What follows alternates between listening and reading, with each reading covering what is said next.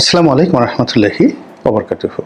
সম্মানিত দর্শক, সমালোচকদের মুখে রীতিমতো চুনকালি মেখে ডক্টর মোহাম্মদ ইউনূসের সরকার একটি যুগান্তকারী সফলতা অর্জন করেছেন। এজন্য দেশের অনেকেই নিঃস্বার্থভাবে সরকারকে ধন্যবাদ জানাচ্ছেন এবং আমিও সরকারকে ধন্যবাদ জানাচ্ছি। আমরা সত্যিকার অর্থে একটা বিপজ্জনক অবস্থার মধ্যে ছিলাম। মার্কিন যুক্তরাষ্ট্রের ডোনাল্ড ট্রাম্প সরকার যখন আমাদের দেশ থেকে যে পণ্য রপ্তানি হবে মার্কিন যুক্তরাষ্ট্রে, সেই পণ্যের উপরে আগে যে ট্যাক্স ছিল প্রায় 16%, এই 16%-এর সঙ্গে বাড়তি আরও 35% ট্যাক্স যুক্ত করে তিনি যখন একটা ঘোষণা দিলেন, সারা বাংলাদেশের যারা আমেরিকার সঙ্গে ব্যবসা বাণিজ্য করেন, বিশেষ করে গার্মেন্টস ব্যবসায়ী, তাদের মধ্যে রীতিমতো আতঙ্ক শুরু হয়ে গেল। এবং আপনারা জানেন যে আমরা একক দেশ হিসেবে আমেরিকাতে সবচেয়ে বেশি রপ্তানি করি এবং এর পরিমাণ 8 বিলিয়ন মার্কিন ডলার। এখন এই 8 বিলিয়ন মার্কিন ডলারের যে বাণিজ্য, এই বাণিজ্যের উপরে কিন্তু বাকি যে প্রায় 40 বিলিয়ন ডলার এক্সপোর্ট রয়েছে সেটা নির্ভর করে। এবং এই 8 বিলিয়ন ডলারের এক্সপোর্টে যদি কোনো ঘাটতি হয়, কোনো সমস্যা হয়, সংগত কারণে এটা একটা ফ্যাক্টরিকে যেভাবে ডিস্টার্ব করে, বায়ারদেরকে ডিস্টার্ব করে, ব্যাংককে ডিস্টার্ব করে এবং পুরো আর্থিক ব্যবস্থাতে রীতিমতো একটা টানা হেঁচড়া শুরু হয়। আমেরিকার সঙ্গে আমার দীর্ঘদিনের ব্যবসায়িক অভিজ্ঞতা রয়েছে এবং সেখানে যারা ব্যবসা বাণিজ্য করেন এতটা লোয়ার মার্জিনে ব্যবসা বাণিজ্য করেন যে অনেক সময় ছোট ছোট যারা আমেরিকান বায়ার $2-3 হাজার ডলারের জন্য, মানে ডিসকাউন্টের জন্য, আমাদের এখানে গার্মেন্টস ফ্যাক্টরিগুলোকে যেভাবে প্রেশার ক্রিয়েট করে, এটা ভুক্তভোগী ছাড়া কেউ বলতে পারবে না। আমি যখন ফ্যাক্টরি চালাতাম তখন কয়েকটি এরকম বায়ারের সাথে যখন আমার গণ্ডগোল হলো, আমি প্রথমে বুঝতে পারিনি। পরে যেটা দেখলাম যে এখানে বায়ার, আলটিমেট বায়ার, তারপরে আবার আরেকটা আলটিমেট বায়ার থাকে। অর্থাৎ যে মানুষের কাছে আমি বিক্রি করছি, আমেরিকান একটা বায়ার, ও হয়তো তার একটা এজেন্টের মাধ্যমে বাংলাদেশ থেকে কিনছে, আবার সেই মালটা সে আর একটা এজেন্টের কাছে বিক্রি করছে, আর একটা এজেন্ট আবার দেখা গেল একটা স্টোর বা ওয়্যার হাউসের কাছে বিক্রি করছে, ওয়্যার হাউস আবার একটা রিটেইলারের কাছে বিক্রি করছে। তো কাজেই ওয়ালমার্টের বা জেসি পেনির মতো বায়ার, তাদের যে শোরুমে একটা মাল ওঠার আগে অন্তত পক্ষে 8 থেকে 10 হাতে এটা যাকে বলা হয় এটা ঘুরতে থাকে। এমনকি যে অর্ডারগুলো ওয়ালমার্টে সরাসরি, এটাও কম করে হলো 3 থেকে 4 হাত ঘুরে।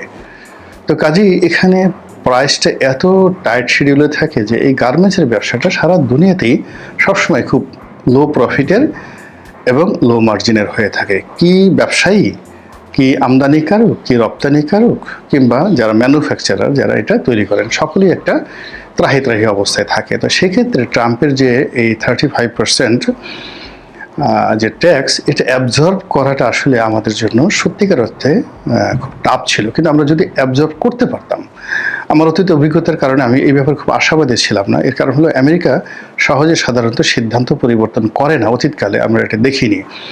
কিন্তু ট্রাম্প যেটা হচ্ছে কি, এ হলো একেবারে সব সম্ভাবের দেশ।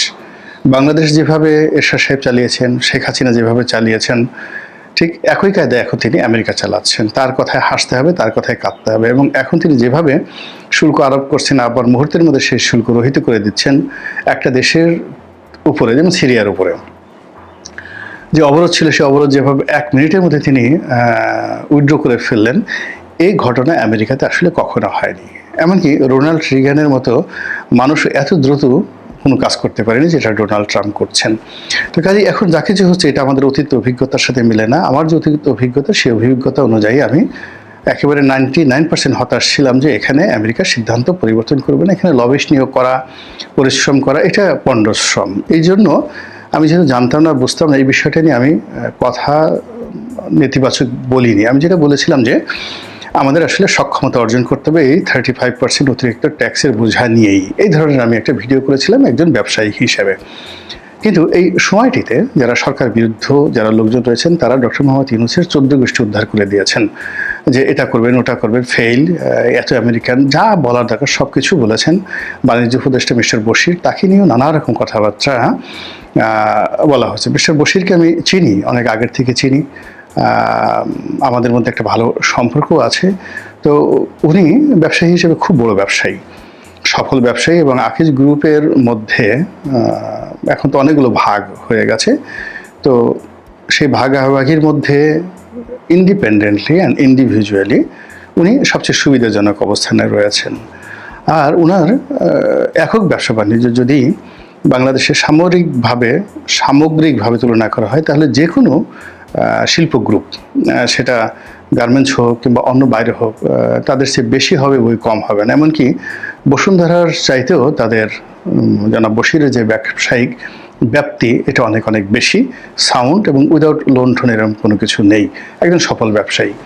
তো তাকে আমি একবার জিজ্ঞাসা করেছিলাম, তিনি হয়তো বয়সে আমাদের চেয়ে 2-3 বছরের ছোট হবেন, এরকম আর কি।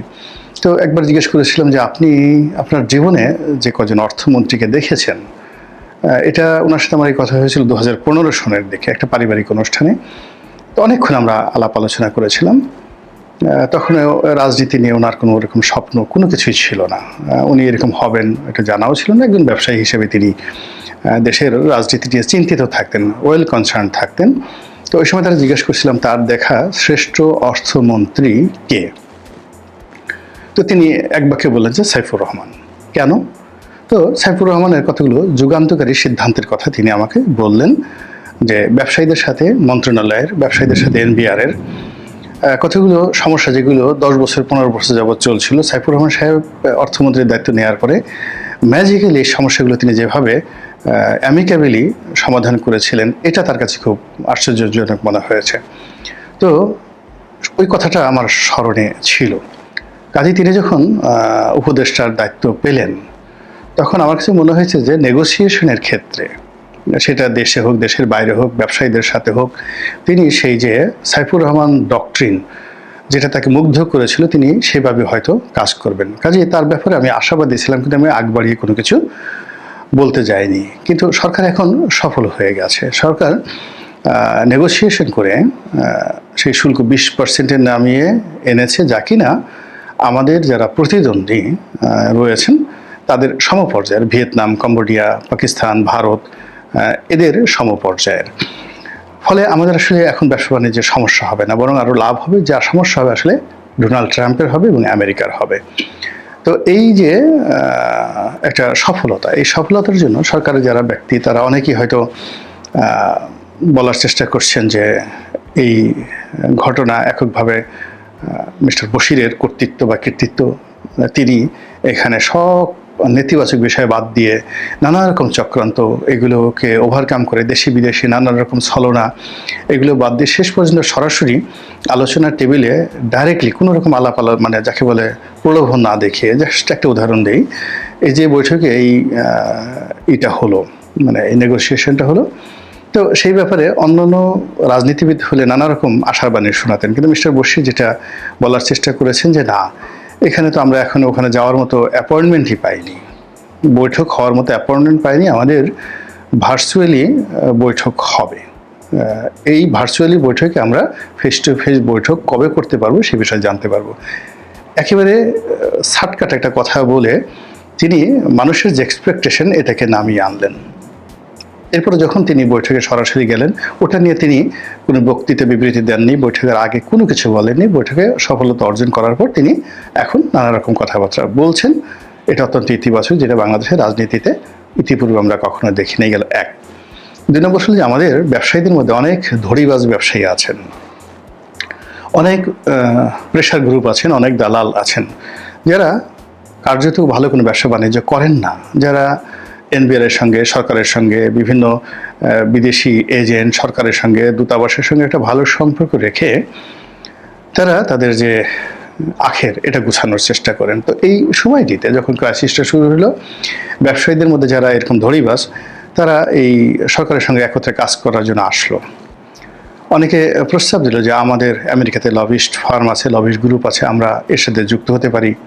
নানা রকম বিরক্তি, নানা রকম যাকে বলা হয় বিব্রতকর পরিস্থিতি এই ধড়িবাজ ব্যবসায়ীরা বা ব্যবসায়ী নামধারী, যাদের বড় কোনো কার্যত ব্যবসা নেই, মূলত তারা এই ট্রেড পলিটিক্স করেন।